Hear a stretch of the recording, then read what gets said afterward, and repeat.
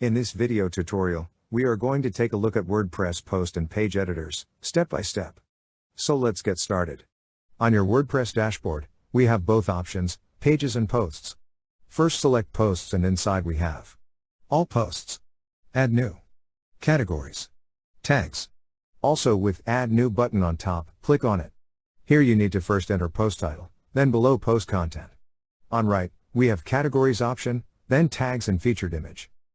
Next for pages we have all pages, add new. Select add new and here you first need to add new page title and below page content. From right, you can publish it or save as draft. Below we gave page attributes to set its order and then featured image. Go back to post and select add new. Here you need to first enter post title, then below enter your high quality article. Then select category or check on categorized, insert tags and then featured image.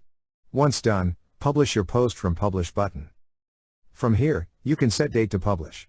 Enter date, year, time and click OK. Once done, open this permalink to see how your post will look like. Now for pages, select add new.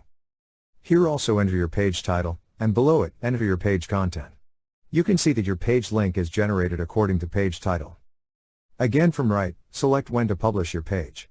Enter date, year and time and click on publish. Now click on this view page to see how your page will look like. Next, this is how your post will look like, with post title in link, and with category. So this is how your post and page editors work. Thank you for watching. Please proceed to Chapter 9. Classic WordPress Editor.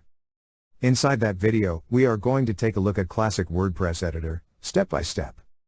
See you in the next tutorial.